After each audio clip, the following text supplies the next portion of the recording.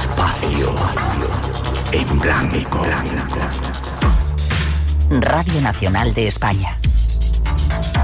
Espacio en Blanco, con Miguel Blanco.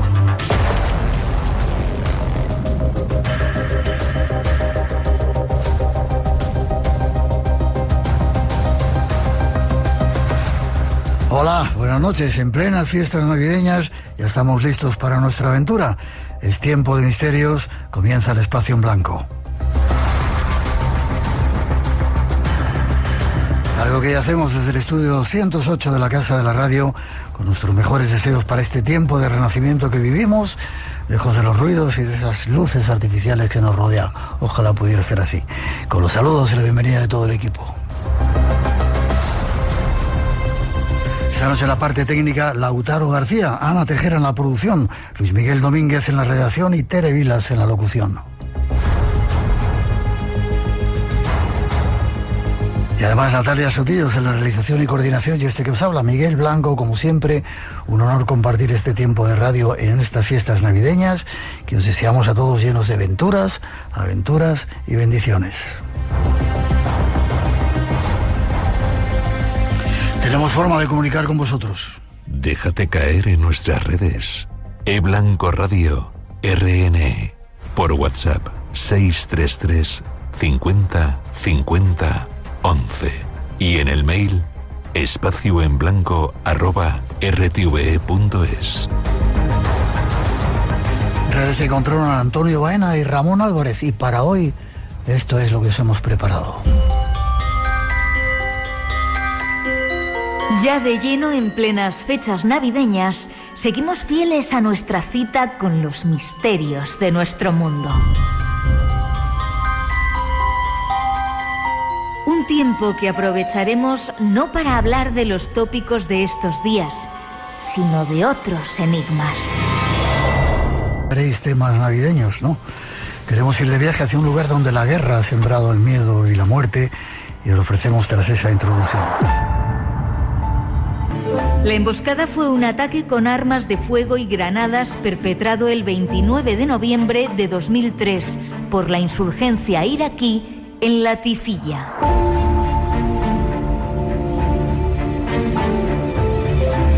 El objetivo, el convoy que Un espía durante algún tiempo, que más miembro de un servicio de inteligencia que un espía. Vale, ¿qué pasó? ¿Cuándo entras en ese Centro Superior de Información de la Defensa? Pues ingresé en el año 92. Recogí el despacho de sargento en el año 87, en el verano del 87. Salí destinado a un regimiento en Madrid, el antiguo regimiento de transmisiones de Prado del Rey. ¿Sí? Ahora se llama Regimiento de Transmisiones Estratégicas. ¿Estuviste aquí al lado de nuestro entonces? Al lado. Sí. Con muy buen recuerdo también, porque además había mucha relación con Televisión Española y con Radio Nacional. Ajá. Vale, déjame, ¿eras un sargento Furriel de esos?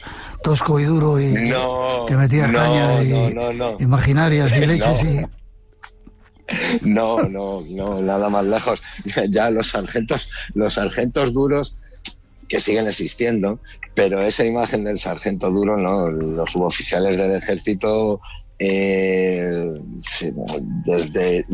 siempre ha sido gente preparada en principio, pero ya a partir de la creación de la Academia de Suboficiales es gente preparada con una formación específica en el ámbito militar y en mi caso en el ámbito en la técnica de las comunicaciones también, o sea que vale. No somos sargentos, pero no somos esa imagen del sargento chusquero, sin conocimiento, no es así. Vale. Y de repente alguien ve en ti que puede ser espía. ¿Cómo fue la historia? ¿Cómo funciona eso? ¿Cualquiera puede ser espía o por qué te eligen? ¿Cómo te eligieron a ti? Pues el sistema de elección de aquel entonces era el CSIC te elegía a ti. Te elegía por alguien del centro. Te conocía. Y a partir de ahí se iniciaba un proceso de selección, que fue mi caso, Ahora ha cambiado, ahora puedes entrar en la página web del CNI, del Centro Nacional de Inteligencia, la pestañita Trabaja con nosotros, subes tu currículum, rellenas tus datos y si cuadra el perfil con las vacantes que hay, pues te llamarán e inicias el proceso de ingreso en el centro. O sea que sí ha cambiado. Vale, pero antes ha cambiado mucho. Antes iban por los cuarteles como los entrenadores estos que van buscando gente en el fútbol de acá para allá por muchos campos para ver quién era. No necesariamente en los cuarteles, no solo en los cuarteles. Se iba por los cuarteles. En mi caso no fue en un cuartel. Yo conocí en mi caso me lo propusieron en el año 90, en el verano de 1990. Sí. Y fue en un pueblo de Ávila. O sea que ¿qué pasa? Un amigo. Sí, que llega un colega, oye, ¿quieres ser espía? Vente conmigo. ¿Cómo? No es tan a la brava. No, yo sabía que él era militar, él sabía que yo era militar, no sabíamos nada más, éramos amigos, compartíamos los veranos en ese pueblo y un día acabábamos de terminar de jugar una partida de dominó, o sea que te puedes imaginar el ambiente relajado en el que estábamos y me dijo, tú eres especialista de comunicaciones, ¿verdad? Sí. Dice, oye, pues si quieres, pásame tu currículum y yo lo llevo porque yo estoy en su Secretaría de Defensa. Y entonces para nosotros su Secretaría de Defensa, que es un órgano del Ministerio, era un órgano del Ministerio de Defensa, significaba el CSIC. Entonces, claro, dije, pues evidentemente, ¿cómo te voy a decir que no? Entregué mi currículum y ahí empezó el proceso. O sea que...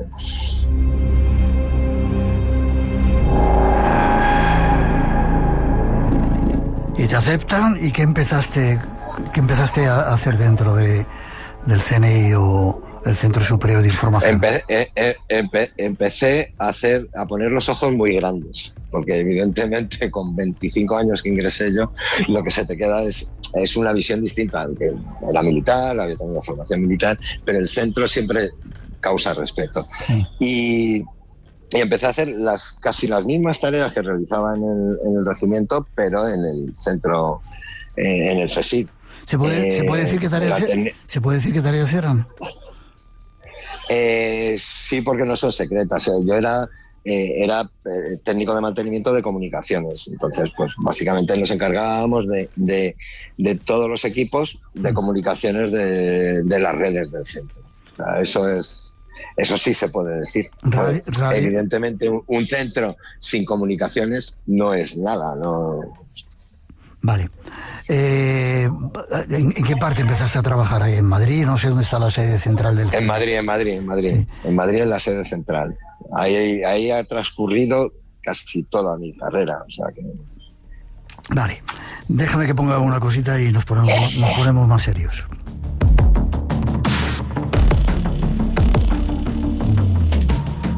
Espacio en Blanco. Tu cita con el misterio en Radio Nacional. Hoy rememorando 3 días de noviembre, que ya veréis cómo fueron de tormentosos, con José Manuel Sánchez Riera. Empiezas a trabajar ahí. ¿Los espías son, o los espías españoles sois, como los que nos han contado en las películas? Uy, que va, no, nada más lejos. Mejor que seamos como somos, como las de las películas. Las películas han hecho mucho daño al espionaje en general. No, somos básicamente dentro de las misiones del centro. Hay que entender las misiones del centro para ver qué se necesita para el cumplimiento de esas misiones, es información, básicamente. Entonces, se espía menos de lo que parece y se obtiene información por todos los medios posibles. O sea que básicamente esa es la función. La función del centro es obtener información para elaborar inteligencia y pasársela al gobierno de turno que tome las decisiones que tenga que tomar. Entonces, pues vale. No es solo ir espiando a los James Bond, que realmente se hace poco, no se hace nada. La imagen de James Bond es cinematográfica, no es una imagen de un trabajador o de una persona que trabaja en un servicio de inteligencia. Vale, algunas veces que hemos entrevistado a otros compañeros suyos, hablan de que a lo mejor el tendero de la tienda de la esquina era un espía, pasaba información de cosas que querían controlar a determinada persona. Gente normal puede llegar a ser que no te imaginas que están haciendo ese servicio de información. Sí, cualquiera. Vale. Cualquiera que tenga interés o que tenga una información interesante puede estar trabajando. Vale. No tiene por qué ser miembro, pero puede trabajar. Vale. ¿Tenéis permiso para armas? Claro, supongo. No, o sea, tenemos permiso para armas en tanto somos militares, pero no tenemos que utilizar armas en nuestro trabajo. No, eso es muy de James Bond, de verdad. Vale. No es necesario, no, excepto ciertos puestos específicos. No hay necesidad de utilizar armas. Vale. De hecho, yo no he tenido arma personal nunca. O sea, vale. Luego creo que me vas a contar alguna que tenías y la perdiste, pero ahora me la cuentas. De repente, ¿estás ahí? Sí, pero esa no era mía. Sí, estoy aquí. Vale. Digo que estabas ahí y de repente, en un momento determinado, te ofrecen cambiar de destino e ir a Irak. ¿Cómo fue esa historia? Sí. Más que ofrecérmelo, no, en el transcurso de ya después de la guerra de Irak, de la invasión del año 2003, pues me parece que es en junio, julio, el gobierno de España toma la decisión de enviar tropas a Irak.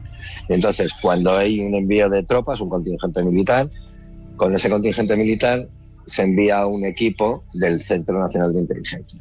Un equipo que las siglas son ENCIS, Equipo Nacional de Contrainteligencia y Seguridad. Es un proceso selectivo como miles que hay en el centro, completamente voluntario. Hay unos solicitantes y dentro de los solicitantes pues eligen los equipos que van a ir. Eligen un primer equipo que se despliega en julio-agosto. Y después un segundo equipo que va a hacer el relevo. Nos nombran casi a la vez. Vale. ¿Qué estaba haciendo España allí? ¿Qué labores hacían? Pues ahí la misión era una labor de reconstrucción después de la invasión. La estructura del país se quedó como se quedó después, pues se quedó un país después de una guerra. Entonces hubo una misión de reconstrucción y apoyo a la sociedad. Básicamente había misiones que cumplía el ejército. Evidentemente nosotros dentro de todo esto éramos un elemento anexo al contingente militar, pero no pertenecíamos a ese contingente. Entonces, pero las labores fundamentales eran de apoyo a la población civil, de reconstrucción de infraestructuras básicas. Pues eso era la misión básica del ejército allí. Vale. Cuando llegas allí, ¿qué te encontraste? ¿Cuál fue tu impresión de ese país, de Irak? Estaría bastante destruido. Pues un país bastante destruido, con un tejido social más destruido todavía.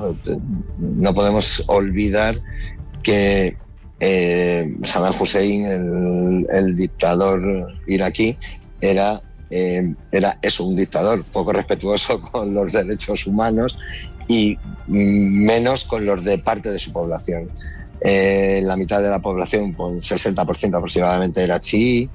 El poder estaba en manos de los suníes, seguidores de Saddam. Entonces es una sociedad dividida, una sociedad desconfiada.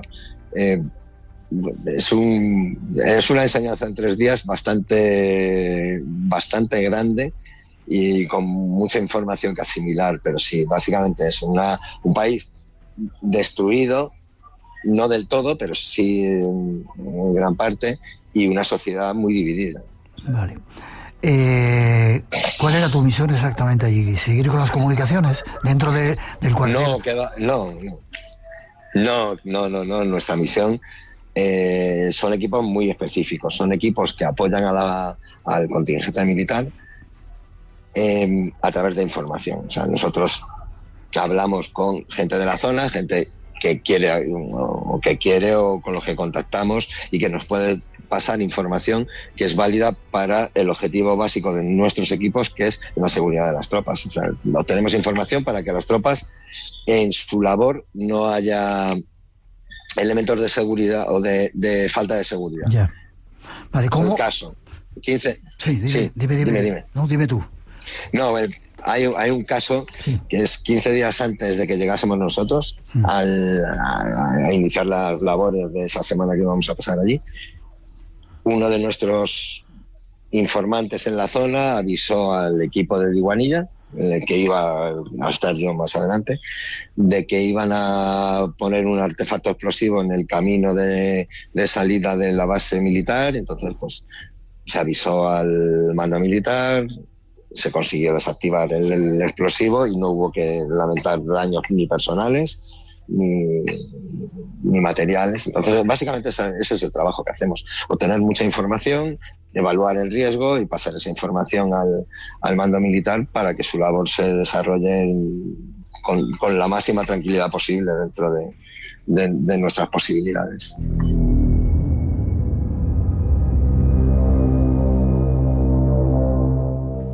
José Manuel, ¿cómo recibió la población iraquí? ¿Y en qué sitio concreto estabas? Nosotros llegamos a Diguanilla. Las tropas españolas estaban en la provincia, en dos provincias, en Nasirilla y en Nayaf. Sí. Están muy son limítrofes la una con la otra. De hecho, no hay mucha distancia, hay unos 100 y pico kilómetros entre Nayaf y Diguanilla. Nosotros estábamos en Diguanilla, que es la capital de Nasirilla. Vale, lejos de la capital, ¿no? De Irak. Sí, a 300 y pico kilómetros, 350, me parece que son. Vale, ¿y cómo recibía la gente de allí cuando llegaban los españoles? Creo que estaban muy bien valorados, ¿no? Sí, nosotros con la población local, todas las relaciones que teníamos eran muy correctas, no solo correctas, ellos colaboraban con nosotros porque entendían que era la forma de que mejorase su país y su entorno. Entonces, la recepción era buena. De hecho, la zona de trabajo de la demarcación española no era una zona especialmente peligrosa, no era un reducto suní, no era una zona donde el trabajo que se hacía era muy interesante y donde la población colaboraba mucho con nosotros. Vale, ¿y cómo conseguíais a los informadores de la zona? Cuando alguien quiere contarte las cosas, se acerca a ti, ¿no? Eso es una de las premisas básicas de la obtención humil de fuentes humanas, sí. Que es alguien quiere contarte algo, se va a acercar. A ver, tienes redes, tienes gente con los que colaboras y les dice que gente que está atenta a posibles personas que te puedan ayudar. Entonces es complicado porque una red de colaboradores no es sencillo de crear, pero en esas circunstancias sí había bastante gente que quería colaborar con las tropas españolas y evidentemente pasar la información sin ningún problema. O sea, vale. Se podía hacer, sí. Vale. No. ¿Y a esa gente se le pagaba? ¿Le pagabais algo por informaros? Normalmente no. Somos el servicio de inteligencia español. Tenemos pocos recursos económicos. Normalmente no, algunos sí por alguna actividad específica, pero no pensemos que era por pago por información. No. Normalmente la gente que trabajaba o colaboraba con nosotros lo hacía porque entendía que era una forma de mejorar su vida y su país, no su realidad económica, digamos. O sea que casi todos hablaban contigo porque querían hablar contigo y porque entendían que era una forma de ayudar. O sea que...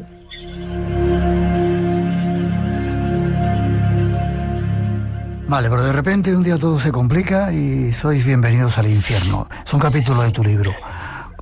Sitúanos un poco ese infierno. Bueno, la frase bienvenidos al infierno es una frase del día 26. Es una frase de Carlos Paró, que era el jefe del equipo de Diguanilla, y cuando fue en el viaje de entrada a Irak. Entonces a nosotros nos recogieron nuestros compañeros en el aeropuerto de Kuwait y por carretera nos fuimos hacia nuestras bases. Y entonces, al poco de pasar la frontera, él se giró y dijo, bueno, bienvenidos al infierno. Una gracia, una puesta en escena, digamos. Pero bueno, sí, se convirtió en infierno después. Vale, ahí quiero ir un poco. De repente un día salís con un coche, ¿no? Cuéntame un poquito cómo es esa emboscada que os ocurrió y cuántos compañeros ibais. Pues éramos 2 equipos. Los equipos titulares eran dos miembros, el jefe y el segundo jefe del equipo. Entonces, en el momento en el que estábamos todos allí, éramos 8 personas. 4 titulares, 2 del equipo de Najaf, 2 del equipo de Diwanilla y 4 que íbamos a hacer el relevo, no en esa semana, sino más adelante, pero que esa semana aprovechábamos pues para conocer el terreno, conocer a los informadores, hacer las tareas administrativas y cuando nos tocase hacer el relevo, entrar en eficacia sin pérdidas de tiempo. Entonces, ese era el objeto de ese viaje, era ese. Y entonces, pues nada, ese día, entre los 2 equipos tampoco había mucha comunicación porque no era necesario. Son equipos independientes, cada uno tenía sus misiones, entonces no había una comunicación continua. Pero ese día, el día 29, habíamos quedado en subir a Bagdad, porque teníamos que hacer varias tareas, que la coalición internacional, acreditaciones, ver a nuestros compañeros de la oficina de Bagdad, y pasar la mañana allí y regresar. Entonces, pues iniciamos el viaje sin ningún problema, nos reunimos en un punto de la carretera, subimos hasta Bagdad, hicimos las tareas que teníamos que hacer, comimos con nuestros compañeros y regresábamos. Sobre las 2:30 salimos de Bagdad, más o menos. ¿2:30 de la mañana? No, 2:30 de la tarde. De la tarde. Sí, los movimientos de noche los restringíamos al máximo porque las condiciones de seguridad no eran las convenientes. Hay que recordar también que en octubre, el 11 de octubre, quiero recordar, asesinaron a nuestro compañero José Antonio Bernal, sí, en la puerta de su casa en Bagdad. Entonces, no es que lo matasen por ser de la coalición internacional, sino lo mataron por ser miembro del CNI. Yeah. Y entonces ya entendíamos que estábamos señalados como objetivo. O sea, que tampoco, por seguridad, cualquier movimiento que se hiciese de noche tenías alta probabilidad de que ocurriese algo. Entonces, los movimientos se hacían casi siempre de día. Vale. A no ser que fuese algo urgente. No se dio el caso. ¿Y entre vosotros os comunicáis por teléfonos, con walkies o...? Sí, teléfonos satélite, Zuraya, que era lo que funcionaba en la zona por aquel entonces, y nos íbamos comunicando pues en la carretera, pues cada 10, 15, 20 minutos cuando había una incidencia. Los que llevaban los teléfonos pues se hacían una llamada, ¿cómo vas? ¿Qué tal? Pues unas llamadas de control normales.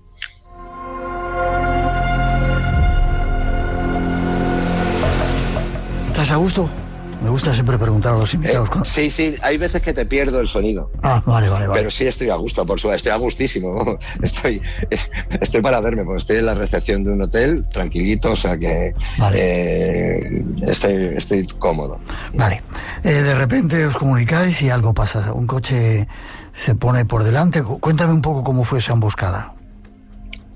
Sí, pues nada, nos salimos de una ciudad en el camino, Mamudilla, y a la salida de la ciudad, a la entrada del siguiente pueblo, que es Latifilla, la disposición de los vehículos iba delante del vehículo de Najaf y detrás nosotros con el vehículo de Diwanilla. Y entonces nosotros íbamos detrás y oímos por la parte derecha de la carretera. La situación de la carretera es una autovía, 2 carriles en cada sentido de la marcha, pues nosotros íbamos en dirección sur y entonces en el vehículo de atrás oímos un ruido potente de motor que sale por la derecha y inmediatamente disparos. Es un momento de caos, de no sabes qué te está pasando. Mucha gente dice, pero si soy militar ya, pero nadie está preparado para que le disparen. O sea, otra cosa es que se hace después.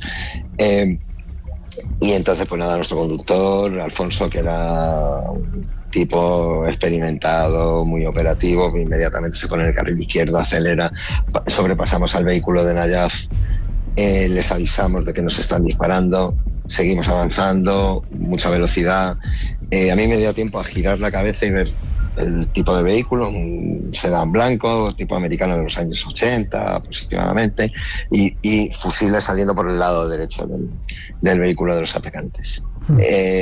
Siguen los disparos y un par de kilómetros más hacia el sur, Alfonso dice: me han dado, pega un volantazo y salimos de la carretera.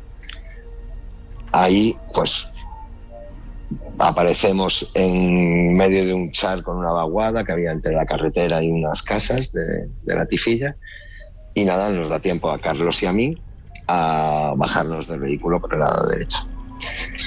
El coche, el sedán iba detrás de vosotros. Sí. Antes de nada, ¿qué tipo de armas eran, sabes?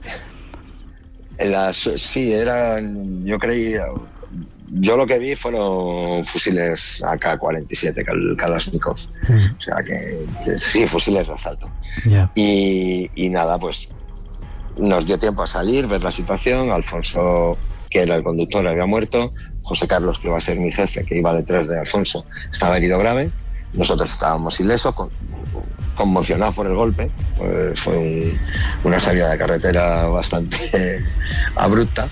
Y nos dio tiempo a salir del vehículo y parapetarnos, porque el vehículo de los atacantes desde la carretera empezó a hacernos fuego. O sea que ahí estuvo 2, 3, 4, 5 minutos disparando hasta que aparece nuestro vehículo de Nayaf. El vehículo de Nayaf, al ver cómo que aparece, los atacantes se van. Yo subo al vehículo de Nayaf a ver cómo están. La situación era igual. Alberto, que iba conduciendo, que era el jefe de Nayaf, estaba muerto.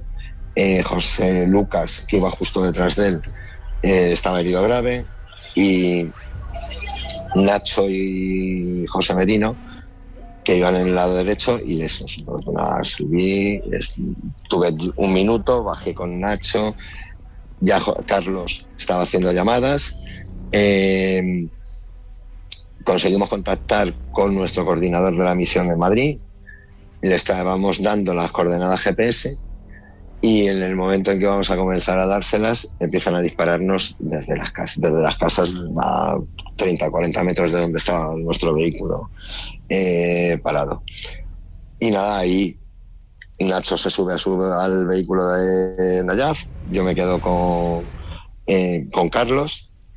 Cogemos las armas que tenemos a disposición, las armas de dotación del equipo, y que eran pistolas ametralladoras, porque nosotros no somos fuerza combatiente, fuera de la zona de actuación no podemos llevar armas largas, porque es un follón. No somos militares en la zona. Aunque seamos militares, nuestra misión es civil. Y entonces, pues nada, Carlos empieza a hacer fuego, yo hago un disparo, porque además el arma que yo llevaba sabíamos que solo hacía un disparo. Y yo hice un disparo, empecé a desmontar el arma. Carlos, que me vio allí haciendo nada, me dice: vete a por ayuda. Y entonces, pues nada, subí entre los dos vehículos, estuve un poco tiempo en el vehículo de Nayaf, me puse en la rueda delantera izquierda y me dio tiempo a tomar resuello y decir: me voy a por un vehículo. Y nada, pues como estábamos en el sentido sur, crucé al sentido norte, en la autovía, en la autopista esa, e intenté parar un vehículo que pasaba. Fue el único vehículo que pasó, creo recordar, en el tiempo que estuvimos en la emboscada allí. Y entonces, pues nada, no paró, evidentemente. Pero hacia el norte, en dirección Bagdad, a unos 200 metros, pues había vehículos parados, los que no bajaban porque había un ataque contra nosotros, y los que no podían subir por los controles de la ciudad que habíamos pasado de Mamurilla, pues allí que me dirigí. Y allí pues ya empieza otra historia, que es: me rodean, en cuanto llego me rodean, me empiezan a pegar, me quitan el cinturón, me atan las manos a la espalda, me meten en el maletero de un coche, salgo del maletero del coche. Ha sido una situación de violencia y de hostilidad donde lo único que piensas es que me van a matar, pues que me maten ya y que se acabe. Pero no se acaba, y llega un individuo, pues tendría mi edad aproximadamente, sí, unos 30 y tantos años. Me mira a los ojos, me da un beso y se va. Entonces esa situación de hostilidad desaparece. O sea, es una cosa muy extraña, pero desaparece completamente. Y la gente que es hostil desaparece también. Y entonces aparece o gente que es indiferente o gente que te da ayuda. Y una de esas personas, un taxista, me dice, pues te llevo hacia el norte. Pues me monté con él, anduvimos 100 metros aproximadamente, 150 metros, ya bajaba una patrulla de la policía, me bajo del taxi, me monto con el primer vehículo de la policía, le digo al jefe del vehículo que nos han atacado hacia el sur, todo esto por señas, medio inglés, medio señas. Vamos hacia la zona de la emboscada, donde están nuestros vehículos parados. A él le da tiempo, iban 2 policías en la caja de la pick-up, era una pick-up, dos policías que hacen fuego, porque los atacantes todavía están allí, todavía hacen fuego. A él le da tiempo a agacharme la cabeza y pues lo único que me dice es caput. Entonces ahí entiendo que mis compañeros, los que él ve, están muertos. Sale de allí inmediatamente, me lleva a una comisaría pequeña de policía, en La Tifilla, en el pueblo donde la emboscada. Allí estoy un tiempo. El jefe del puesto de policía, que quería que yo me metiese dentro, yo le decía que no me metía dentro, que me quedaba afuera. Me montan en un vehículo, ya cansado de perseguirme por todo el recinto, me montaron en un vehículo y me llevaron a Mudilla, al pueblo, a la ciudad que habíamos pasado antes, ya una comisaría grande, una comisaría de una ciudad grande. Y ahí pasé la tarde, hasta que a las 8 y pico, después de comunicarse con Bagdad, que Bagdad comunicase con el mando militar, que el mando militar comunicase con Mamudilla, pues en Mamudilla había una base americana y a las 6:30 apareció un traductor de la base, un intérprete, que me dijo que ya venían a por mí, que estuviese tranquilo, que ya sabían que estaba en esa comisaría y que en algún momento de la tarde-noche llegarían. Llegaron a las 8:30 y a partir de ahí me montaron en un convoy del ejército americano, de la 82 aerotransportada, que tenía un batallón desplegado allí en Mamudilla, y allí con los cuerpos de mis compañeros, porque habían ido a recoger los cuerpos con el convoy, pues llegamos a la base americana y pues allí pues ya seguro. En esencia, eso es lo que pasó.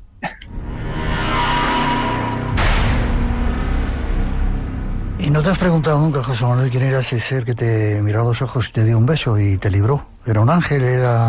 ¿Quién era? Pues no sé si era un ángel o un demonio, pero sí le conozco. O sea que... ¿Ah, le conoces? Sí sé que... Sí. No le conozco personalmente, pero sí sé quién es. Porque esto es rocambolesco, es una casualidad, pero es una persona conocida. O conocida, no conocida inmediatamente, pero sí relacionada con ciertas personas de Diguanilla.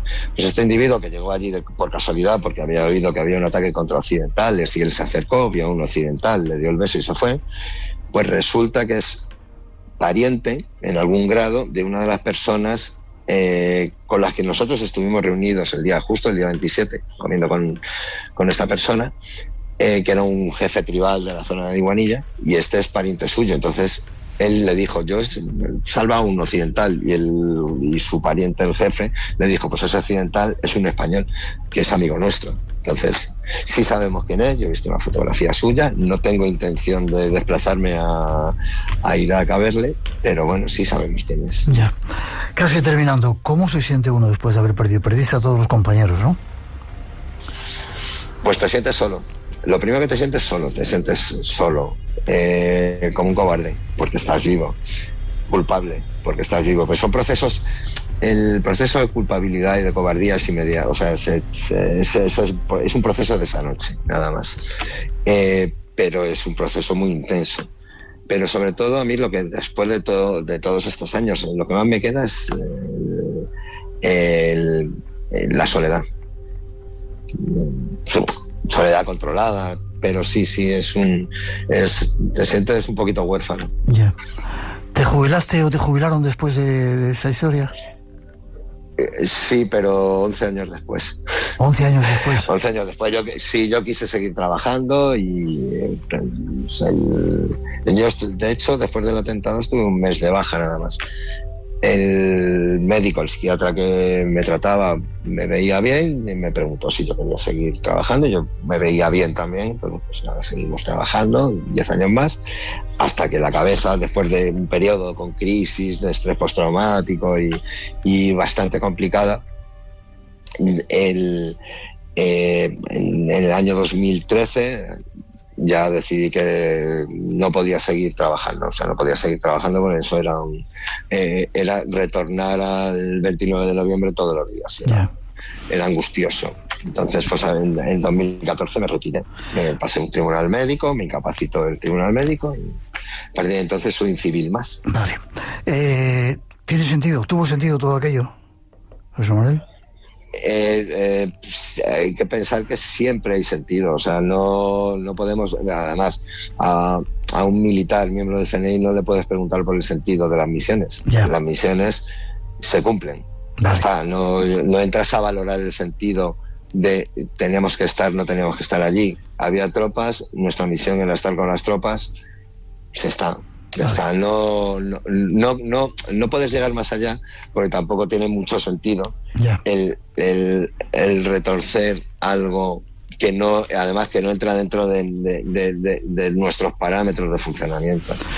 Quien toma las decisiones las toma. Ellos tienen los elementos para tomarlas. Nosotros cumplimos misiones y ya está. Vale. ¿Y las guerras tienen sentido después de haber estado en Irak? Aquello tuvo sentido. Hombre, sí. Dime. Una guerra nunca tiene sentido. Es el elemento último. O sea, cuando llegamos al conflicto es que todo el resto ha dejado de funcionar. Dicho lo cual, sí hay que...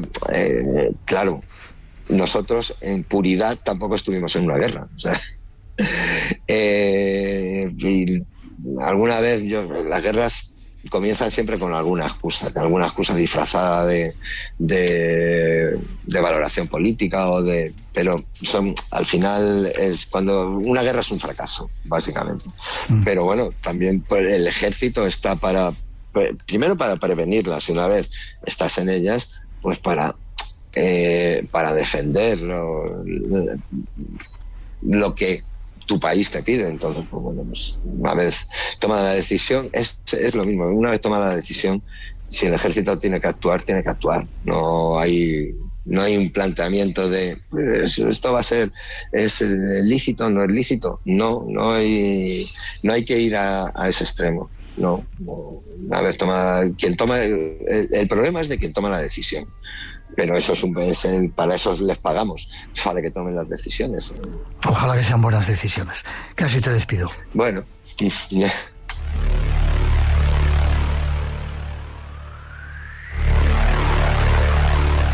3 días de noviembre, José Manuel Sánchez Riera, la historia del espía español que sobrevivió al infierno.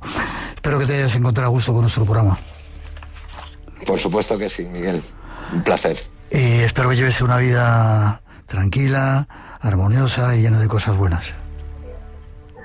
Pues seguro que sí. Sí, la vida, otra de las cosas que te enseñan en las experiencias traumáticas es que en la vida hay que vivirla. Día a día, ¿no? Con todo. O sea, día a día. Y que aprendes de los momentos malos y tienes que disfrutar de los momentos buenos, que nunca sabes lo que va a durar cada periodo. Entonces hay que vivirla. Entonces hay que vivirla como te venga. Y ya está. Pero sobre todo hay que vivirla con tranquilidad. No hay que volverse loco, no ir al carpe diem, esto. No. Hacer una vida tranquila es básicamente, y yo para sentirme bien lo que me tengo que sentir es tranquilo, nada más. Pues así te deseo que te sientas tranquilo y que tengas una buena vida.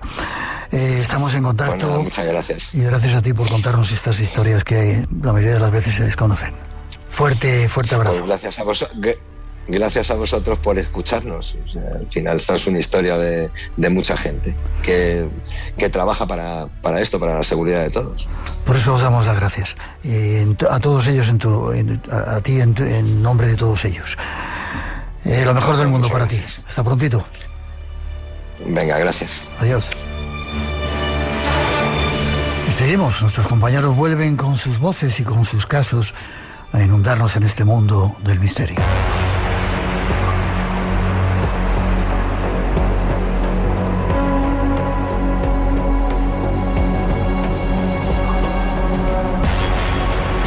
Llega el tiempo de nuestro compañero Juan Gómez, que nos cuenta extrañas historias blancas o no tan blancas, al cual ya saludamos. Buenas noches, Juan. Muy buenas noches, como siempre un placer, Miguel. Un placer también para nosotros. Creo que hoy nos vas a contar una extraña historia que lo llamas Las endemoniadas del convento. Efectivamente, Las endemoniadas del convento, una historia que luego vamos a descubrir que está de actualidad, porque nos va a llevar hasta un convento que está situado en un lugar muy concreto de Navarra y donde efectivamente allí un grupo de monjas crearon una secta satánica.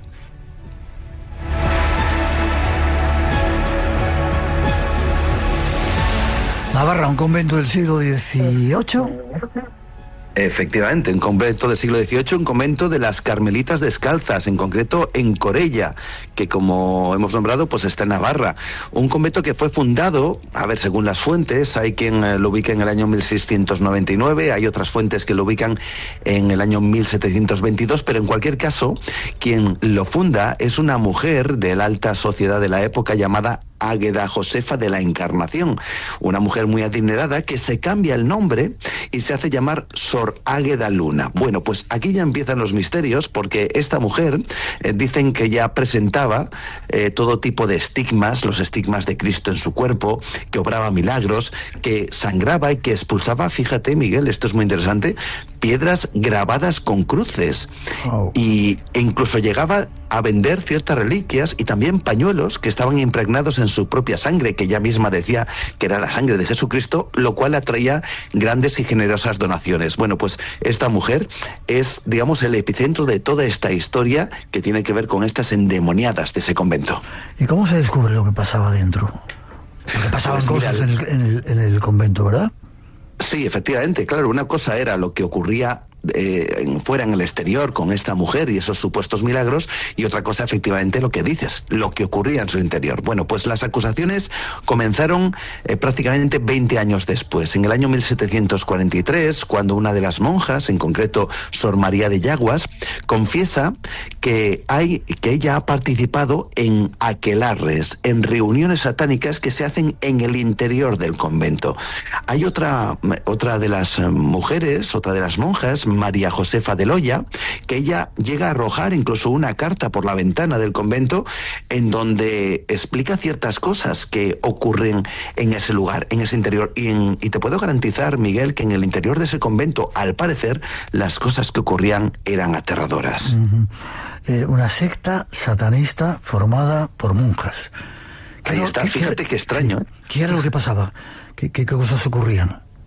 Pues fíjate, en esa carta que esta monja, María Josefa de Loya, arroja por la ventana y que finalmente llega, luego lo comprobaremos, llega a manos de la Santa Inquisición, explica de forma detallada las cosas que se realizaban en el interior de ese convento por esas monjas. Decía que se mantenían relaciones sexuales con el diablo, que implicaban incluso a la propia Águeda Luna como auténtica instigadora. Esta mujer que obraba milagros, al parecer, era la cabecilla de esta secta.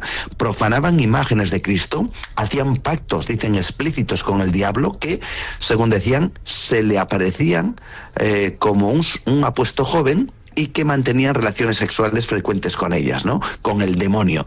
Pero también con religiosos que supuestamente estarían involucrados en esta secta. Profanaban la hostia consagrada, la mezclaban con todo tipo de fluidos, pero lo peor, Miguel, lo peor era que supuestamente se practicó el infanticidio. Es decir, los bebés nacidos en esas uniones entre monjas y el diablo, o aparentes uniones entre monjas y el diablo, eran ahogados y posteriormente enterrados en una huerta cercana del convento, que luego era cubierta por flores para ocultar los restos.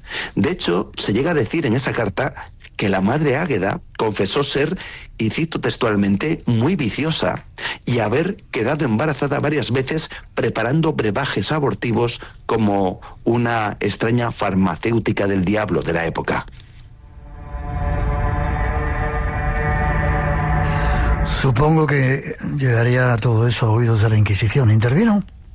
Efectivamente, intervino. Esa carta llegó a manos de la Santa Inquisición, interviene e investiga el caso. Lo hace además con mucha discreción porque no quiere manchar la reputación de la orden religiosa, y más teniendo en cuenta que estamos hablando del interior de un convento y en donde las personas implicadas es que son monjas, nada más y nada menos. Así que de forma muy discreta lo que hace es arrestar a las implicadas, las lleva a Logroño, las mete en una cárcel secreta y durante varias semanas se produce un interrogatorio que incluye diferentes tipos de torturas, pero la más habitual es la garrucha, que no sé, seguramente que tú lo sabes, Miguel, no porque te haya ocurrido a ti ni porque lo hayas puesto en práctica, sino porque era la forma habitual en que la Inquisición tenía de torturar en España, que era colocar las manos por detrás a la persona acusada, se le colgaba de una cuerda precisamente por esos brazos, de manera que casi se le descoyuntaban los mismos, ¿no? En un momento determinado de dolor, pues acababan confesando. Bueno, pues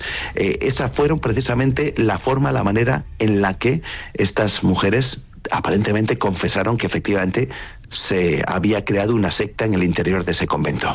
¿Y qué ocurrió con todas aquellas monjas? Pues mira, las monjas fueron condenadas por herejía, por brujería, evidentemente por relaciones con el demonio, por el asesinato, supuesto asesinato, hay que decirlo, de decenas de niños, aunque también te voy a decir una cosa, no se encontraron pruebas, porque hay que decir que se realizaron diferentes excavaciones en el interior del convento y no se encontró resto alguno de niños que aparentemente hubieran fallecido por esas causas que se nombraban en aquella carta. A ver, hay que decir que hablamos del siglo XVIII y es cierto que en algunos conventos, por ejemplo, estoy recordando el convento de las Bernardas de San Payo en Santiago de Compostela, donde sí se encontraron restos de niños, exactamente, prácticamente de unos 50 bebés que se habían enterrado allí. También hubo otro caso muy tremendo, pero en esta ocasión ocurrió en Irlanda, en un convento, en la localidad de Tuam, que se encontraron los restos de cerca de 800 bebés. Pero esto era relativamente habitual, porque hablamos de abortos o bien de niños que habían sido abandonados, habían fallecido, bueno, pues se les enterraba allí, ¿no? Sin embargo, aquí no hay una prueba eficiente de que esto ocurriera. Sea como sea, María Josefa de Loya, por ejemplo, fue perdonada parcialmente, se le impuso una penitencia pública y acabó en un convento en Pamplona totalmente aislada. La que sí murió, pero antes del juicio, fue precisamente Águeda Luna, esta protagonista que muere en esa cárcel secreta en Logroño antes, como digo, de que ese juicio o ese acto de fe se pudiera llevar a cabo, ¿no? Por lo tanto, estamos ante un hecho que marcó y marca la historia de ese convento y, por supuesto, de la Inquisición en nuestro país.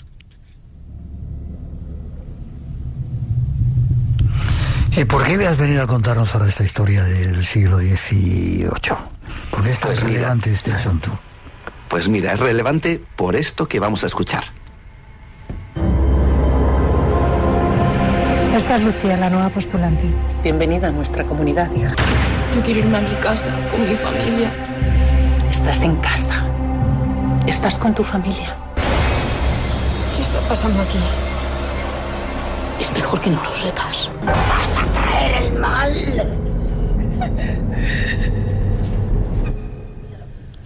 Wow, vas a traer el mal. Eso da miedo. ¿Es una película? Sí, efectivamente, es una película que ha sido dirigida por dos directores navarros, Luis Galindo y Ángel Bichite. Han tardado 3 años en sacarla adelante. Se espera que se estrene en el 2026 o que esté en cines en el 2026 y habla precisamente de todo este asunto. Evidentemente, no sabemos con qué información o de qué manera se trata este tema a través de la película, pero habla precisamente de este suceso en ese convento en Corella, Navarra, que hemos tenido hoy aquí en Espacio en Blanco. Corella, un pueblo muy bonito en Navarra que hay que visitar. Sin duda alguna.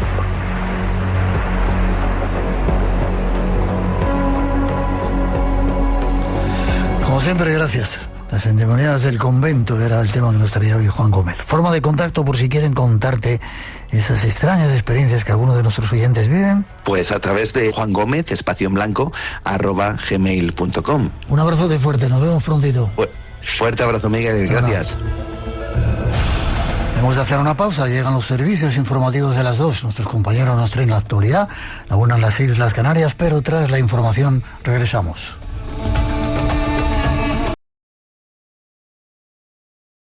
Espacio en Blanco, en Radio Nacional de España, con Miguel Blanco.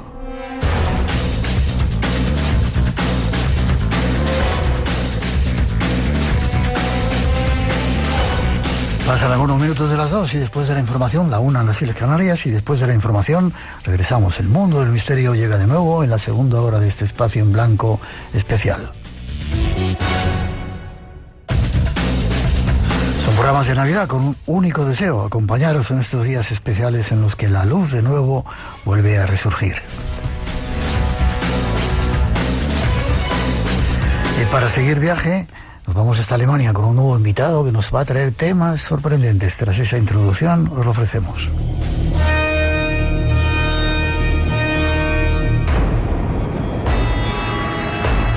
En la Segunda Guerra Mundial, con Hitler y con los nazis, se tejieron muchas historias misteriosas.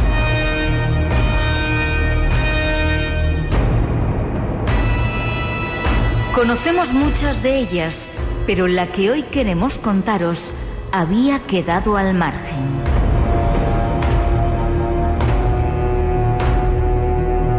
Es la del ministro argentino de Hitler.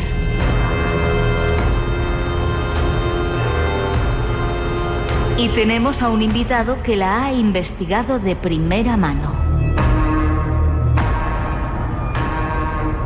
Junto a él viajamos a tiempos turbios para descubrirla.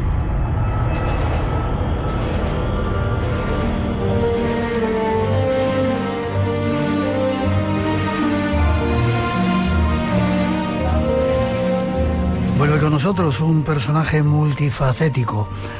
Músico, escritor, creador de un montón de historias nuevas. Ha tocado con algunos de los músicos más importantes de este planeta, más conocidos. Y no sé si está en Francia o está en España. Es Guillermo Cazenave. Buenas noches, Guillermo. Buenas noches, Miguel. Estoy a 20 kilómetros de Barcelona. Vale, estás entonces cerquita. Déjame que ponga una cosita para situar al personaje que vamos a tratar esta noche. En medio del humo de una Europa destruida, se alzaba una figura envuelta en tinieblas. No tenía cuernos ni tridente. No necesitaba. Su arma era la palabra, y su doctrina, el odio. Fue aclamado como un salvador, pero sembró muerte como un profeta del abismo. Este no es un relato de guerras. Es el retrato del apóstol del mal.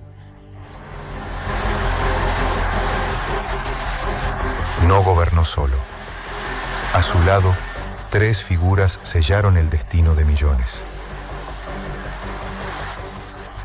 Himmler, el arquitecto del exterminio. Goebbels, el mago de la manipulación. Göring, el señor del terror aéreo. Juntos no solo siguieron órdenes, las ejecutaron con devoción fanática.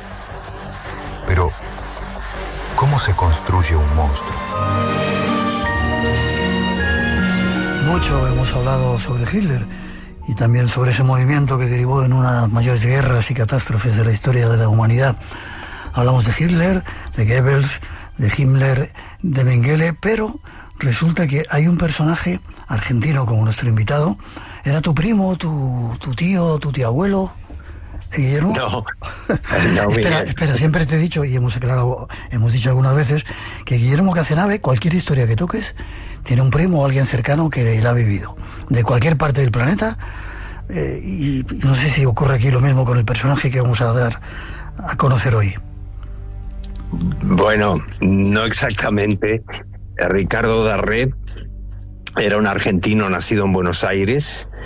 Él el único vínculo que podría atribuírsele a mi familia es que en la calle que nació, es decir, el domicilio de sus padres, era vecino de mi abuelo cuando eran niños. Darré y mi abuelo nacieron el mismo año, en 1895, y fueron vecinos en esa calle que se llama 11 de septiembre y que no tiene nada que ver con sucesos actuales, sino que en Argentina es el Día del Maestro de Escuela. Por eso existe una calle que se llama 11 de septiembre. Ese es el único vínculo que podría atribuírsele a Darré con mi familia.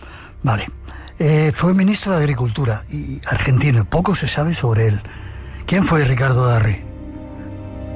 Bueno, Darré, como comentábamos, nació en Argentina, nació en Buenos Aires, en el barrio de Belgrano, en la calle 11 de septiembre.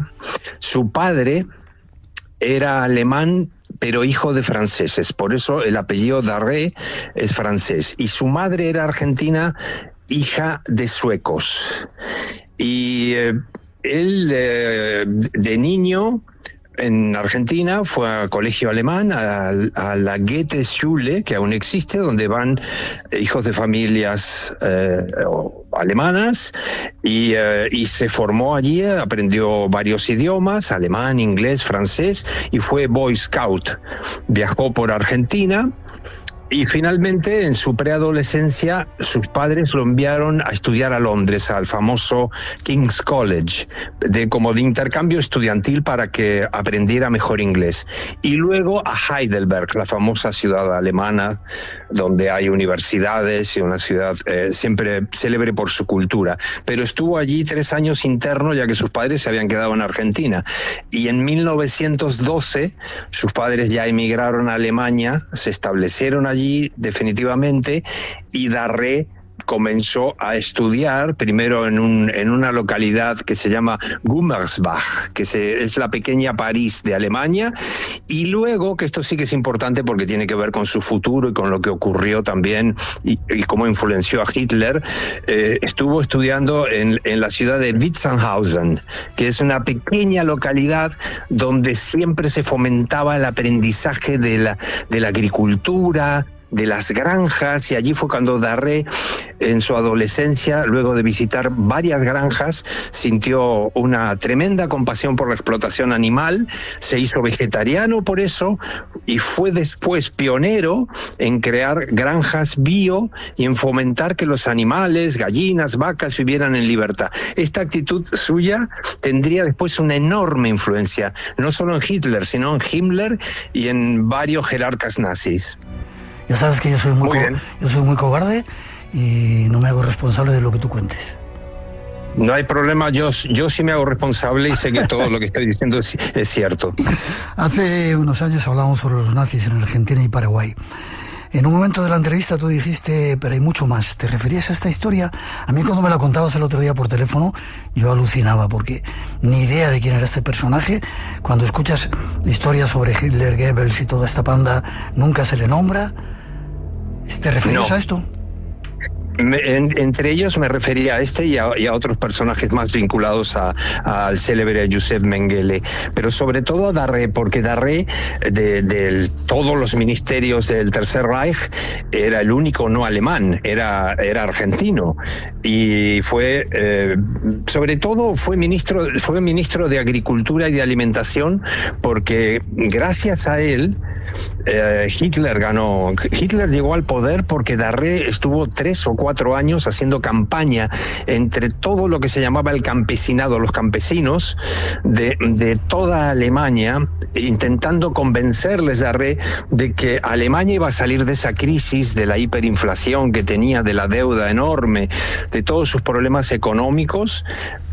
Sí ganaba Hitler, así que Hitler le estuvo tremendamente agradecido, era su eterna fuente de consulta, no solo Hitler sino Himmler consultaban siempre a Darré. Lo que pasa es que su ministerio era agricultura y alimentación, él estaba un poco en la sombra, sin embargo probablemente fue calificado como el más nazi de todos los nazis. ¿Qué me dices, Sí, él era muy ario. Aparte, había una característica en el gabinete de Hitler, que si bien ellos propiciaban la raza aria, todo lo que tuviera que ver con lo rubio, con los ojos azules, no destacaban precisamente ellos por eso, sino que eran más bien como Himmler, eran más bien morenos, no eran precisamente altos, y el más rubio de todos era precisamente Darré, el que no era alemán.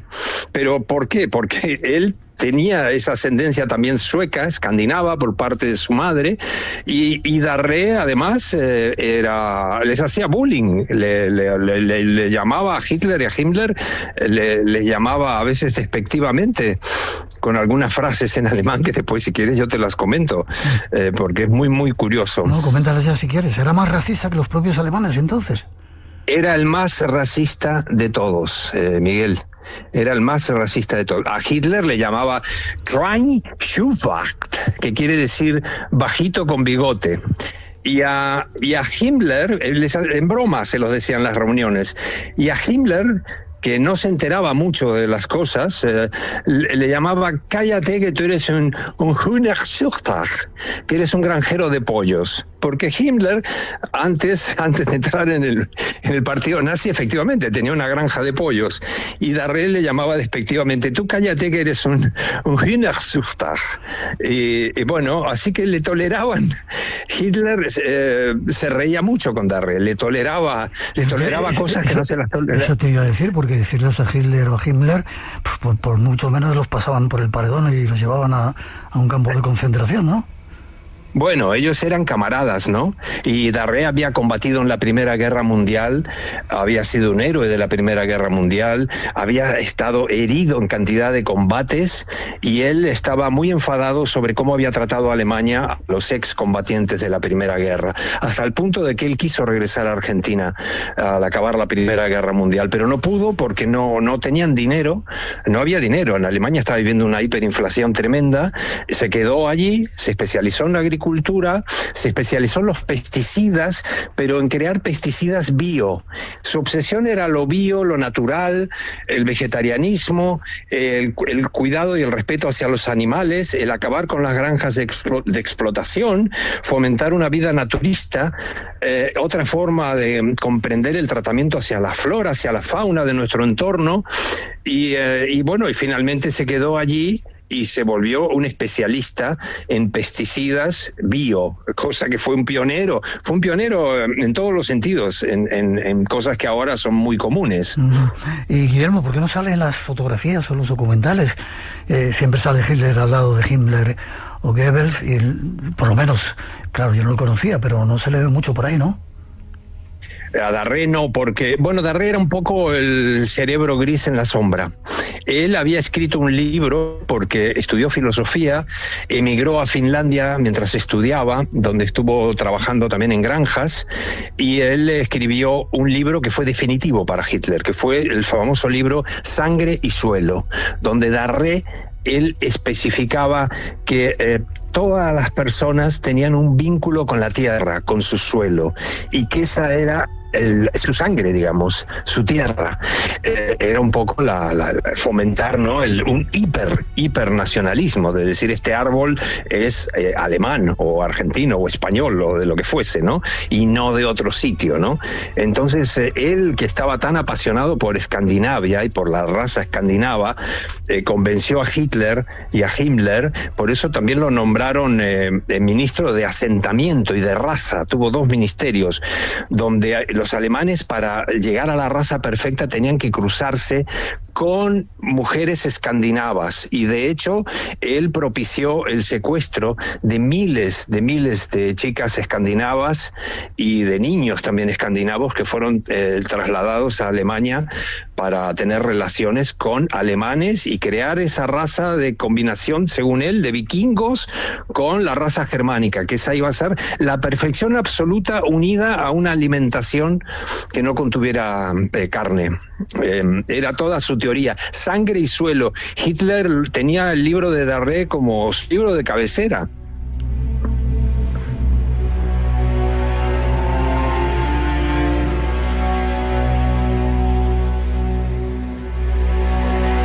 ¿Cuánto tiempo estuvo de ministro Darré? Darré estuvo de ministro hasta 1942 porque se peleó con Hitler. Se peleó y dicen que fue la única persona que le gritó de esa manera y que se fue de su despacho dando un portazo. Porque Darré había hecho una campaña muy, muy grande respecto a convencer a todos los campesinos de que tenían que votar a Hitler y a los grandes terratenientes alemanes para que se dieran parte de sus territorios, de sus campos, para compartirlos con los campesinos menos favorecidos económicamente. Y Hitler, en ese año, en 1942, decidió expropiar más tierras a los grandes terratenientes alemanes, y Darré les había prometido, les había jurado que eso no iba a suceder. Entonces, Darré se había enfadado con Hitler porque en 1942, y se fue después de una discusión muy dura, dicen que tuvieron ambos, se fue de su despacho dando un portazo y gritándole a Hitler. Dicen que nunca nadie se había ido del despacho de Hitler de esa manera tan agresiva. ¿Por qué? Porque Darré, en la campaña que llevó a Hitler al poder, les había prometido a los grandes terratenientes alemanes que si cedían parte de sus tierras a los campesinos menos favorecidos, que eso iba a ayudar a que Alemania tuviera un territorio fértil. Y les prometió a esos grandes terratenientes, a esas familias alemanas más poderosas, que solo iban a ceder terreno en esa época, que nunca más iban a tener ningún problema.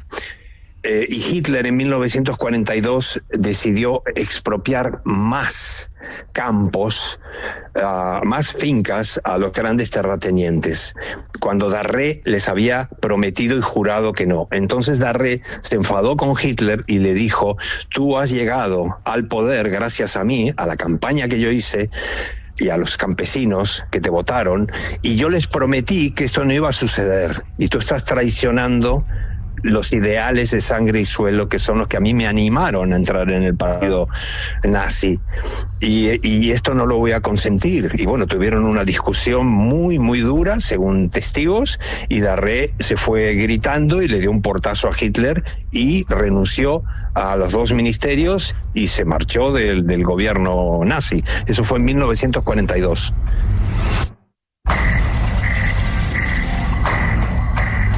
Desconocido te aguarda en un lugar.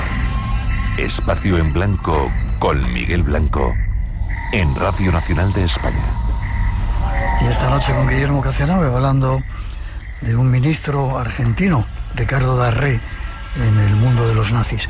¿Él tuvo algún tipo de participación en los campos de exterminio, en la solución final, o ahí no se metió? Sí, fue el ideólogo, fue el que convenció a Hitler y a Eichmann. No solo eso, Darré fue el que habló con la Bayer para que fabricaran el gas Ciclón, el Ciclón B, que era con el que gasearon a todas esas gestiones las hizo Darré. Es decir, fue el principal ideólogo para el exterminio y para crear los campos de concentración. Himmler no daba ni un solo paso sin consultarle a Darré. Y Darré fue el que hizo todas las gestiones. Era un gran intelectual, hablaba con las empresas, los convencía. Las grandes empresas alemanas siempre apoyaron el nazismo: Volkswagen, la BAF, AGFA, todos, y en este caso la Bayer, fabricando el gas Ciclón, el Ciclón B. Vale, ¿y eso no le juzgaron o tuvo ninguna repercusión para ese personaje? Tuvo suerte porque al haber renunciado a todos sus cargos en 1942, cuando acabó la guerra, en 1945, ya habían pasado 3 años. Y en los juicios de Nuremberg, este hombre, que siempre había estado en la sombra, le cayó una condena de 5 años. De los cuales cumplió solo 1 año y fue absuelto de todos sus cargos de genocidio, a pesar de que fue el principal instigador. Fueron condenados otros que siguieron sus instrucciones, influenciados por él, como el propio Eichmann, que huyó a Argentina, o Himmler o todos aquellos, ¿no? Todos los principales jerarcas nazis. Entonces él solo cumplió 1 año de prisión y fue absuelto, así que realmente le salió bien la jugada de haberse enfrentado a Hitler antes de la caída del Tercer Reich. Tuvo que ver sí. ¿Tuvo que ver Ricardo Darré con la huida de los nazis a Argentina? Exactamente. Él habló con el Papa, con Pío XII, y entre el Pío XII, que se había opuesto decididamente a Hitler. Es más, los nazis durante 3 veces intentaron secuestrar al Papa, pero luego, al acabar la guerra, Pío XII dijo que había que ejercer la piedad, no condenar a muerte a ningún nazi, y cuando vio que estaban siendo juzgados y condenados a la muerte, organizó y apoyó la gestión de Darré para que huyeran, sobre todo a Estados Unidos y a Argentina y a Paraguay también, cantidad de jerarcas nazis. De hecho, a Argentina más de 4.000 jerarcas nazis les fueron concedidos pasaportes argentinos con distinta identidad. Y entre ellos, por supuesto, Mengele, Eichmann, o Eichmann se escribe, que tenía el nombre de Ricardo Clement, o el propio Mengele, que se puso un nombre paraguayo, Héctor Chamorro, pero que también vivió en Argentina. Christian Barnard, el famoso, el que hizo el primer trasplante de corazón. No era sudafricano, era un enfermero colaborador de Mengele en Auschwitz. ¿Qué dices? También tenía una entidad, sí, claro, trabajaba en una clínica en Argentina, en una famosa clínica que está a 15 kilómetros de Buenos Aires. Allí Mengele, que en esa época Mengele no se había cambiado el nombre, se hacía llamar doctor Mengele. Te estoy hablando del año 1951. Allí a mujeres alemanas que tenían problemas de fertilidad, les ayudó, porque eran parte de sus experimentos con Christian Barnard, a tener hijos. De hecho, él ayudó a una señora, una tal Josefa, una alemana, que no podía tener hijos. Mengele experimentó con ella allí en Argentina, y su hijo fue el principal asesino serial de la historia argentina, que es Robledo Puch. Fue una creación de Mengele, de esos niños de Brasil que se comentaban, que los creaba a través del laboratorio, guapos, rubios, altos. Sí, Robledo Puch, de que se estrenó su película muy rubio, El Ángel le llamaban, fue prácticamente, aunque fue hijo de esta señora, fue prácticamente hijo de Mengele. Y vive aún, y aún está en la cárcel, lleva 55 años en la cárcel.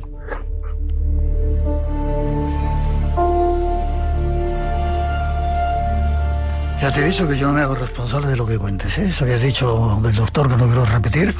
Supongo que estos dos colegas, Eichmann y Mengele, serían también amigos de Darré, ¿o no? ¿Eran conocidos? Sí, claro, por supuesto, eran todos camaradas.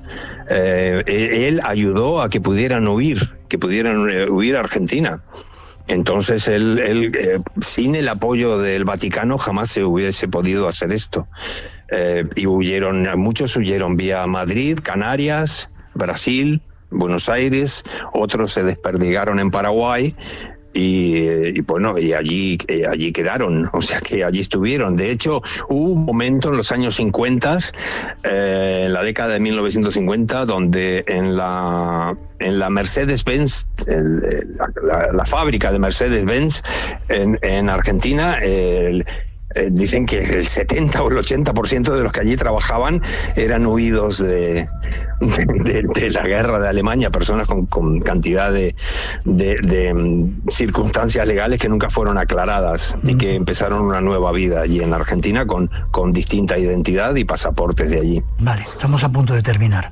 ¿De dónde sacas tú todas estas informaciones? ¿Te lo ha contado tu abuelito, tu tatarabuelo, o de dónde las sacas? Bueno, mi abuelo Carlos, mi abuelo materno, era director de inmigración en Argentina. Mi abuelo que fue vecino de Darré. Entonces él manejaba muchísima información, pero no solamente sobre esto, sobre muchas otras cosas que no tenían necesariamente que ver con la política, porque él ayudó a muchos inmigrantes a establecerse en Argentina de distintas nacionalidades y tendencias.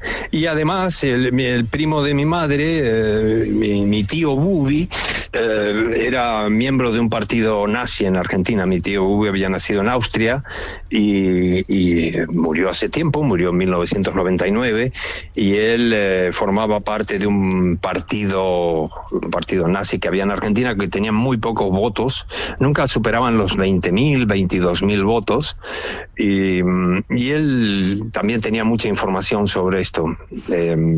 Primo de mi madre. Ya sabía yo que había cosas de familia por ahí, siempre lo digo. ¿Qué pasó con Ricardo Darré? Darré, cuando fue liberado, que estuvo menos de un año en la cárcel, enfermó y murió de cáncer de hígado. Murió en el año 1953. Tenía 58 años. Qué cantidad de historias o de sucesos nos quedan por conocer en la historia, ¿eh? Sí, sobre todo que Hitler haya tenido un ministro argentino que fuera su principal influencia, para todo lo que sucedió, el más ario y el más nazi de todos los nazis, ¿no? Es algo insólito, casi surrealista, podríamos decir, pero eso es verdad y fue una realidad, y lo es historia. Y bastante desconocido. ¿Y tu abuelo no te contaría nada de Hitler, que se escapó, que no murió en el búnker y se escapó a Argentina, o que estaba por ahí, o eso es ese es otro capítulo para contar? Sí, mi abuelo decía que eso era mentira, que eso no era cierto. Él decía eso. Que no había muerto y que no había llegado a Argentina. Él decía que Hitler no había... Mi abuelo sostenía que la teoría oficial era la real, que Hitler había muerto en Berlín, en el búnker, y que no había huido. Él por lo menos opinaba eso.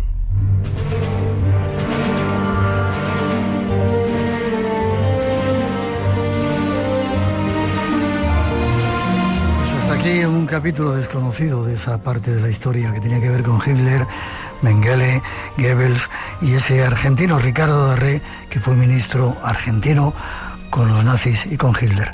Ha sido un placer, como siempre, Guillermo. Forma de contacto contigo si quieren saber más, escuchar tu música, saber de esas genialidades que tú tienes. Gracias, Miguel. Bueno, info@guillermocasenave.com. Que quiero aclarar que yo no soy tampoco un investigador de todo el fenómeno nazi. Soy músico, escribo sobre temas cátaros, como bien tú lo sabes, y tus oyentes, pero quiero decir que me he visto involucrado de una manera u otra, recibiendo toda una serie de información que me parece oportuno compartirla, ya que es completamente desconocida. Tenías que hacerlo y tenías que hacerlo aquí en el programa, cosa que te agradecemos. Pues hasta la próxima, ¿vale? Gracias a ti, Miguel, un placer estar siempre en Espacio en Blanco, y bueno, y seguiremos en contacto. Para mí es un honor estar siempre contigo, con todos tus oyentes, y si quieres te digo un piropo en alemán: Ich mag Lier Zeichen. No sé, me gusta Espacio en Blanco. ¿Hablas alemán también? Estudié 2 años y solo sé frases sueltas. Yo puedo decir me gusta Espacio en Blanco, pero si la conversación continúa no puedo seguir. Solo puedo decir frases sueltas. Te lo agradezco, Guillermo. Te saludas a toda esa amplia familia que tienes, y a ver qué próximo secreto nos descubren en la siguiente, ¿vale? Muchas gracias, Miguel. Un placer y un gran abrazo a todos. Fuerte abracito. Hasta pronto. Chao.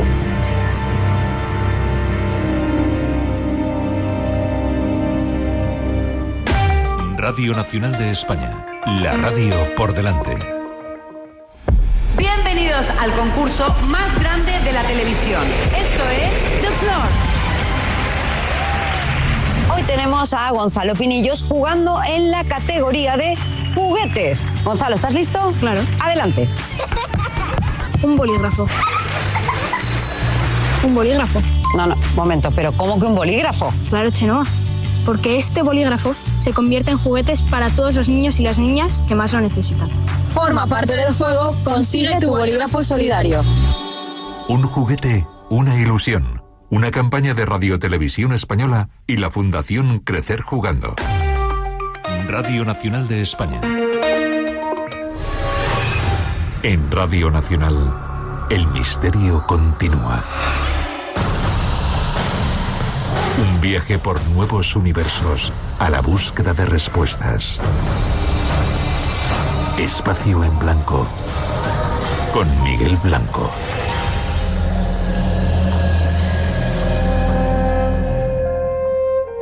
Y seguimos. Llegar al tiempo de los misterios en la naturaleza nos lo ofrece nuestro compañero naturalista Luis Miguel Domínguez.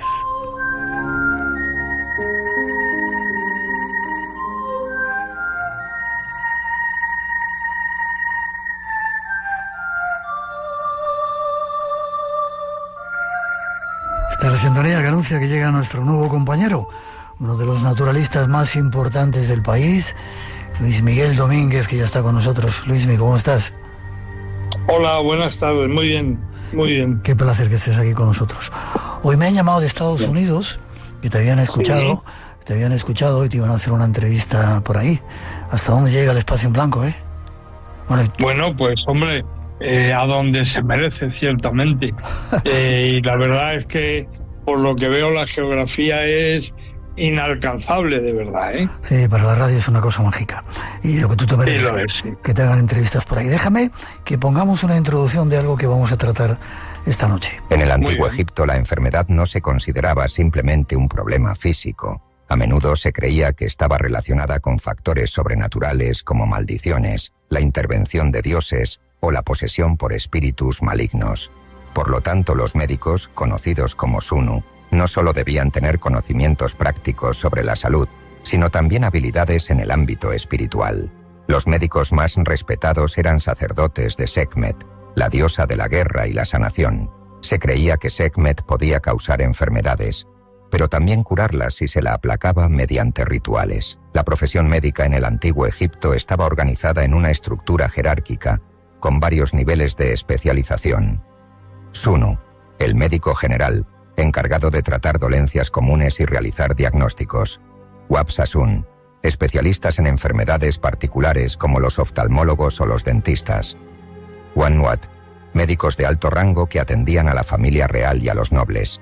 Eran los únicos con acceso a ciertos papiros médicos y conocimientos avanzados.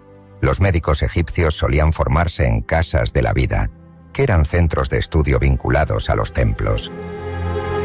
Casas de la vida donde los sacerdotes egipcios que practicaban la medicina, a veces con la magia, también tenían plantas, ¿no, Luismi? Claro, por supuesto. Es que el pueblo egipcio, y especialmente ese tiempo, esa geografía y toda esa cultura, estaba muy vinculada a la tierra, a la naturaleza. Eran grandes naturalistas, hasta tal punto de que incluso sus deidades adoptan la forma de fauna local, por ejemplo, ¿no? Uh-huh. Osiris es un halcón peregrino, Anubis es un chacal de dorso plateado. O sea, son especies todas ellas que conocían a la perfección. Sí. ¿Y plantas? ¿Cuáles eran las plantas que tenían asociadas a la muerte? Pues mirad, muy bonito el asunto, porque concretamente hay una que a mí me fascina. Mucha gente seguramente pensará, bueno, Luismi va a hablarnos del proceso de momificación y tal, y nos va a hablar de los componentes botánicos que en él se llevaban a cabo. Y no, ciertamente hoy de lo que voy a hablar es de un árbol, sobre todo, que es el sicomoro. El sicomoro es la higuera africana, y de ella se sacaba la madera con la que se construían nada más y nada menos que los sarcófagos. Uh-huh. Todos los sarcófagos eran de sicomoro, y lo eran porque este árbol representaba de alguna manera la eternidad y la inmortalidad, sobre todo. Era un árbol que tenía mucha savia, una especie de látex, que es lo que tienen también las higueras que nosotros conocemos, ¿no? Uh-huh. Ese látex hacía que la madera no se pudriera, y entonces, al no pudrirse, ellos pensaban que era un árbol inmortal, y por eso todas las momias descansaban en sarcófagos de madera de sicomoro. Esta es una de las especies que a mí me parecen más interesantes, asociada al antiguo Egipto, sin duda.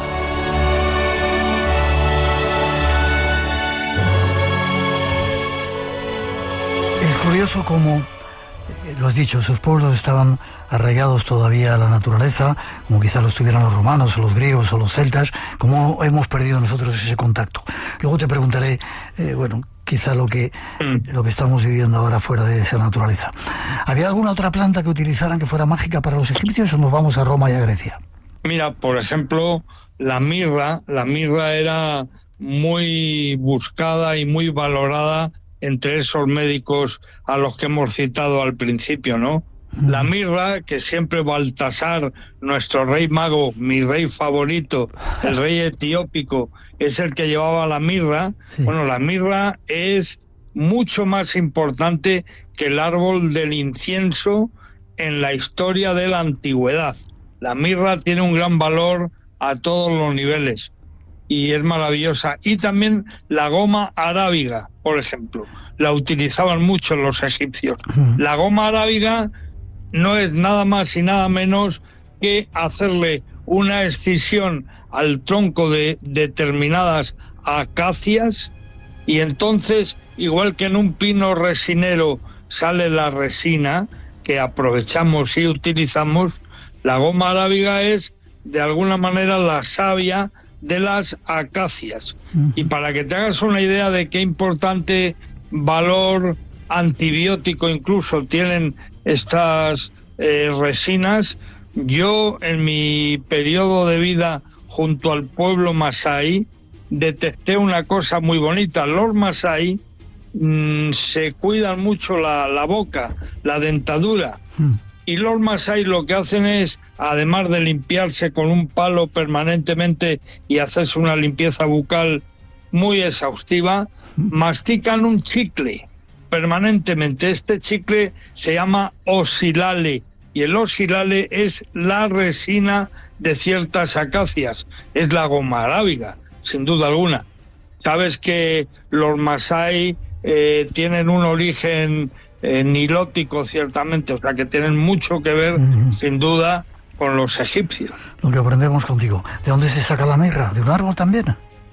La mirra es un árbol, sí, es un árbol y también el proceso es el mismo. Es no matar al árbol para que el árbol te siga dando ese gran tesoro que es la mirra. Entonces lo que se hacen son excisiones en el tronco y el árbol exuda, y al exudar ahí lo tienes ya. Esa es la historia, ¿no?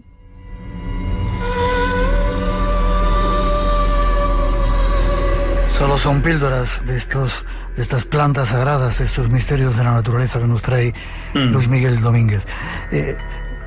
Vamos a Roma. ¿Grecia y Roma tenían el mismo árbol sagrado, el ciprés? Sí, bueno, efectivamente, el ciprés es un árbol que tiene un interés incluso urbanístico.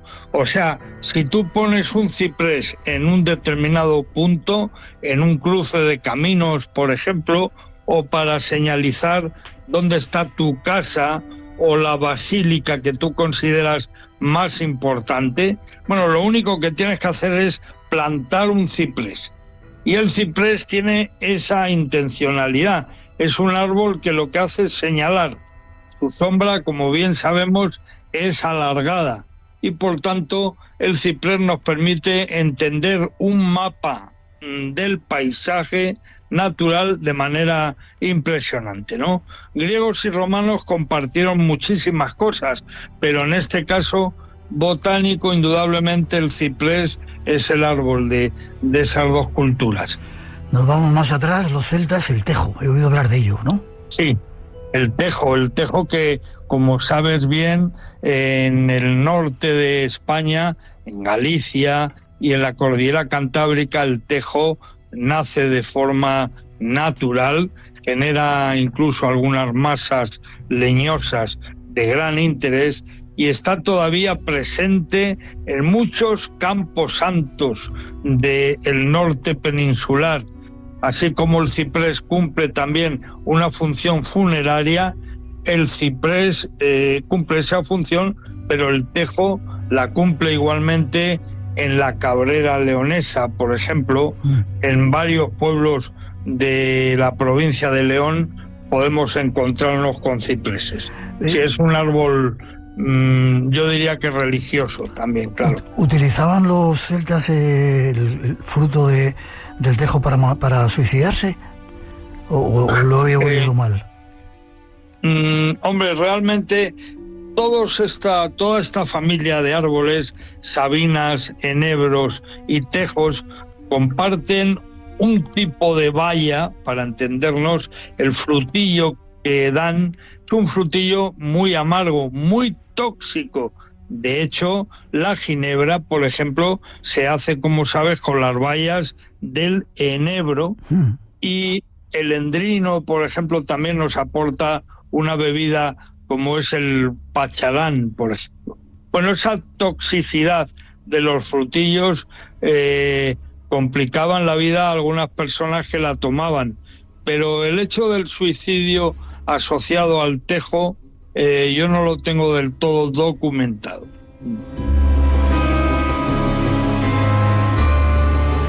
Y ya casi para terminar, ¿algún remedio para las picaduras de las serpientes? Ya me lo podías haber dicho antes, pero bueno. No, pero mira qué bien, porque tú me has citado la palabra suicidio, sí. Y te voy a contar algo que tiene que ver con el suicidio más famoso de la historia de la humanidad. Fue el suicidio de la reina Cleopatra. ¿No? Uh-huh. Ya sabes que Cleopatra, cuando pierde a su amado Marco Antonio, decide suicidarse para que Octavio, el emperador Augusto de Roma, no la exhiba en el triunfo. Esa exhibición era muy humillante y ella era una señora reina, entonces decide quitarse la vida. ¿Y cómo lo hace? Pues lo hace de manera sencilla, pero morrocotuda. O sea, lo que hace Cleopatra es pedir una cesta de higos de gota de miel, esos higos dulces hasta no se sabe dónde, riquísimos, y en la cesta de los higos, que por favor abajo, en el fondo de la cesta, hubiera una víbora aspid. La víbora aspid la tenemos en España también. La víbora aspid es la más mortal de todas las que conocemos aquí en la península ibérica y por supuesto de toda esta región mediterránea. La víbora aspid es letal. Bueno, esta víbora estaba oculta entre los higos y en un momento determinado salió y la mordió en un pecho, y la pobre Cleopatra en menos de una hora estaba muerta. Esto hizo que se pusiera de moda un remedio antiofídico que fue realmente impresionante, que patentó de alguna manera, produjo y patentó un rey de Anatolia, llamado Mitridates. El rey Mitridates inventó lo que se ha llamado durante siglos nada más y nada menos que la triaca magna. La triaca magna era el remedio que llevaba 100 componentes, imagínate, con el que se podía salvar la vida a una persona que hubiera sido mordida por un ofidio. Mira, entre los componentes, por ejemplo, yo tengo aquí apuntado opio, azafrán, acanto, también corazón de víbora, en la medida en que se pudiera encontrar. El corazón de una víbora se metía también en este ungüento. Era un ungüento, se ponía una especie de cataplasma en donde te había mordido el animal y ahí se suponía que te ibas a curar. La triaca magna es un invento que llega desde Anatolia a Egipto, a Roma, a Grecia, incluso a Bactria, a Afganistán, a cualquier lugar que se te ocurra remoto. Hasta allí llegó este invento que en aquellos años fue muy, muy famoso.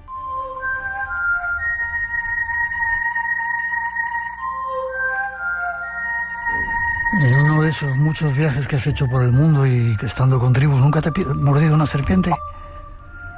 La verdad es que no he tenido en este sentido mucha suerte, porque la verdad es que hay situaciones en las que el asunto se puede complicar hasta la muerte. A mí me han mordido muchas veces serpientes no venenosas que tenemos en España, incluso algunas de longitud más o menos importante, culebra de escalera o culebra bastarda, pero he tenido la fortuna de no encontrar en ellas nunca veneno. La culebra bastarda, ojo, no es venenosa, pero es opistoglafo, o sea, ella tiene una mordida muy peculiar, te muerde al principio con los dientes anteriores y luego lo que hace es intentar llevarte hacia atrás, porque es atrás donde están los colmillos que llevan el veneno. En este caso hay que conocer a la especie y trabajar siempre con sumo respeto y cuidado. Pero ojo que esto mismo, ya sabes, en una selva o en un desierto te puede complicar la cosa de manera muy seria, ¿no? Que no nos la complique nunca. ¿Cuántas cosas aprendemos contigo? ¿Forma de contacto, Luismi? Pues bueno, ya sabes, siempre doy mi correo electrónico, luego mi chaval me regaña porque me dice, pero da tus redes sociales, y yo las redes a mí me enredan, Miguel, me enredan las redes y me hago un lío. Pero bueno, en Instagram estoy, en Twitter, por ejemplo, la famosa X, bueno, pues LM Domínguez en Twitter y también LM Domínguez en Instagram y en TikTok. Y mi correo electrónico, lmdomínguez@gmail.com. Como siempre, un placer. Estás con nosotros aquí en el Espacio en Blanco esta temporada y es un honor para nosotros. Qué bien. Es un honor para nosotros tenerte. Cuídate mucho. Hasta la próxima. Venga, Miguel, bonito. Un abrazo. Venga, buenas noches a todo el mundo. Adiós. Hasta luego.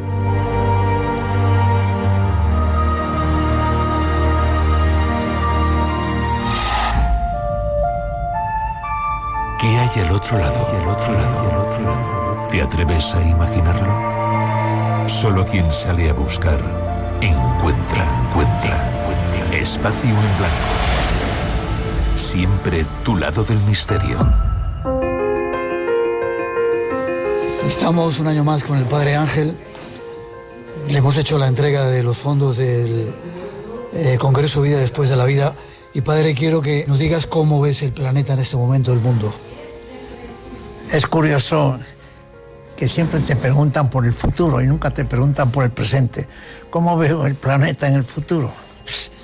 Pues no lo sé, tampoco me interesa mucho saber cómo va a estar el planeta dentro de 200 años. Lo que me interesa es cómo está ahora actualmente el planeta. El planeta ahora, yo creo que nunca estuvo tan bien como está, a pesar de lo que digan. Nunca hubo en la Tierra, en el mundo entero, tanta solidaridad, tantas personas que se preocupen unos de otros, y no solo porque sea Navidad, sino porque todos estamos pendientes de que haya paz. Y nos inventamos los premios Nobel de la Paz para Caracas, nos inventamos que Trump le dejemos que sonría si es capaz de poner paz. Es decir, no queremos guerras. El planeta está que quiere vivir, que quiere amar, que quiere estar feliz. Y esto es lo que todos, además, hemos nacido para ser felices y para hacer felices a los demás. Y cuando encuentras a alguien que no es feliz y que encima intenta hacer el mal o el daño, es alguien que está enfermo. Y lo que hay que hacer es curarle, pero gente mala no hay. Tú sabes que hace muchos años nos hemos encontrado y siempre digo lo mismo. Hay gente enferma, pero gente mala no hay. Y en estos días pues aprovechamos para felicitar, no la Navidad, para felicitar a la gente que hace cosas por los demás. La Navidad existió una vez. La Navidad no es que sea todos los años. La Navidad es diariamente, cuando nace un niño, cuando nace una niña. Y en estos días pues algunos listillos aprovechamos para decir que hay que quererse más, pero hay que quererse siempre. Y hay que intentar que la gente no esté sola. De ahí que el día 16 de diciembre hacemos el Día Internacional de la Soledad, y diciendo a la gente que la soledad no se combate con alcohol ni con pastillas, sino con cariño, con amor, con compañía. Felices fiestas, y el planeta que tenemos es el planeta nuestro. Y que venga, vete tú a saber qué planeta es. Pero el planeta que tenemos es el que nos han dejado nuestros padres y nuestros abuelos, y es un planeta precioso.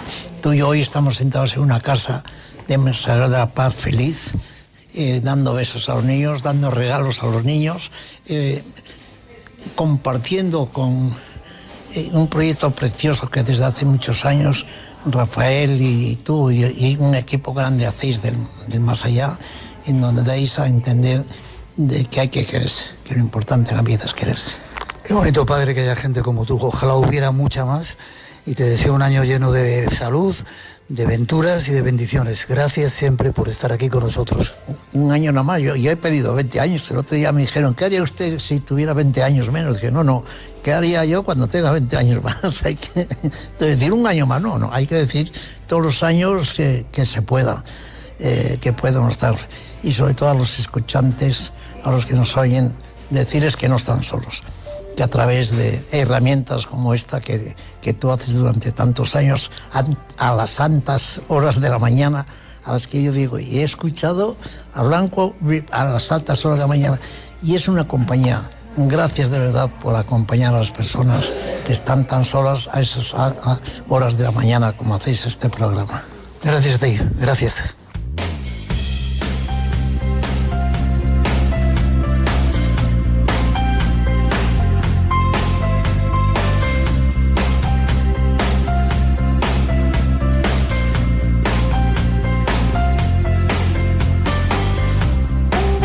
Hemos llegado al final de este viaje que en plenas fiestas navideñas hemos realizado sin hablar de la Navidad. Y estamos a punto de cerrar un año nuevo. Llegan los nuevos días del 2026 y os deseamos que sean venturosos para todos.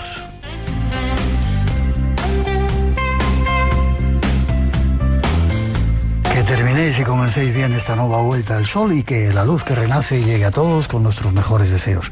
Y si se puede, que sigáis junto a nosotros compartiendo las aventuras de este mundo del misterio que os esperan aquí en el nuevo año dentro del Espacio en Blanco.